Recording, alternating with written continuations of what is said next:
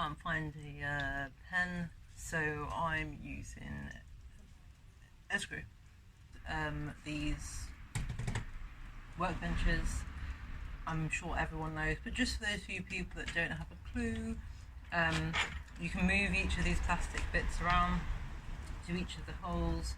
You then have these nozzles on either side, and you just spin them the same way for back and forward, which makes it go out further and in tighter to tighten around the wood, depending on your thickness of wood. You measure out the distance for your circular saw and the table and where you need to put your wood, line it up, and then you should get a straight line. If you don't, you can also get these fast release clamps from anywhere, Home Base, whichever. They're like £1 or £2 depending on which ones you get, and then you can put it on this side of the circular saw, depending on if you have quite a lengthy piece of wood like this. You can put it on this side, and then it will make sure that you guide the circular saw so you have a straight line. And then yeah, make sure you put on these, otherwise, you know, really bad. It's gonna hurt your ears. Hold it with 2 hands, line it up. It also has guides on there, and I have a laser pointer, which no one used to really see, but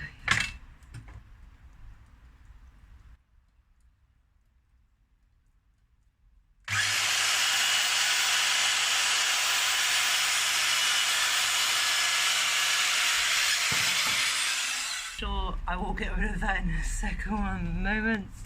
You can actually see me. There you go. So to make sure that the when you finish, make sure you put the circular saw down, away from you, away from any wires or anything like that, because yes, it's got the blade around it to protect you, but who knows. I've seen many, I've heard of many incidents that can happen. But yeah, safety, just keep it away from you, turn it off every time. It's your choice if you want to keep it on, but I think people forget that it's on, pick it up, and your fingers can easily just press on a button. It has got a release for the button, which is great, but I just like to be double safe, because you can easily just pick it up, or pick up, you know, a section and just not realise. It does get hot, so I only pick it up from the grab bar at the front and the handle, both at the same time. Yeah, and then there's my cup, and it's so much easier to use these tools when you have ear protection. So much happier. I decided I'm going to make myself a coffee because I'm feeling just a bit lack of energy. I think it's because I haven't drunk enough water. I drank, so don't take this as like you must drink it, but I drink on average 3 litres of water, 3.5 litres of water a day. So you may be like, well, there's like way too much water. I have a medical condition, so I drink tons of water, so don't think that that's what you're expected to drink. But because it's been hot, I've been having to maintain 4 litres of water a day, and otherwise my kidneys are just feeling a bit achy, and I just feel like I just want more water because of how warm it is. But I still feel like I need more water. It's a bit ridiculous, really. But it just comes with my illness. It's just the way it is. Yeah, so I'm going to make myself a coffee, I think. And then my groceries are coming later. I'm going to have a vegan hot chocolate with cacao nibs in it. And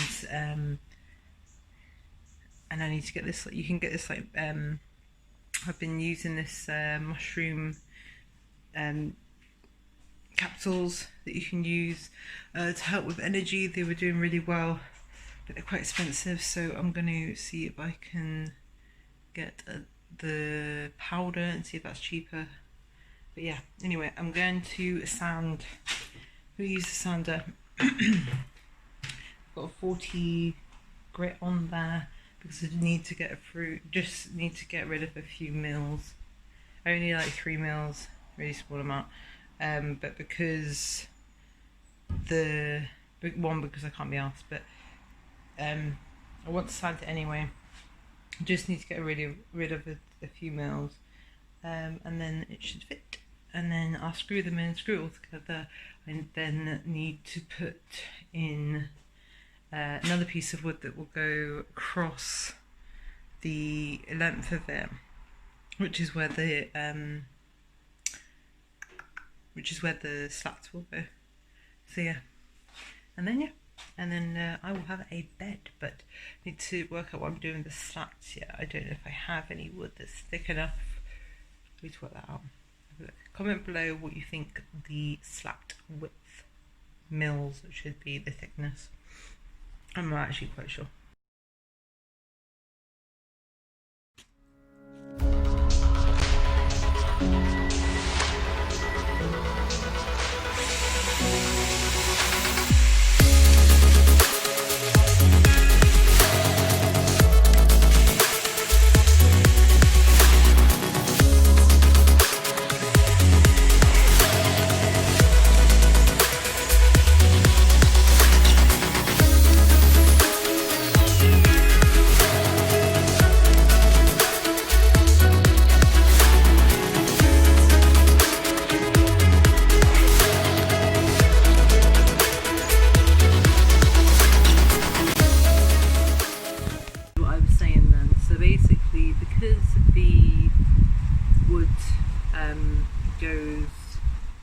Wood that's the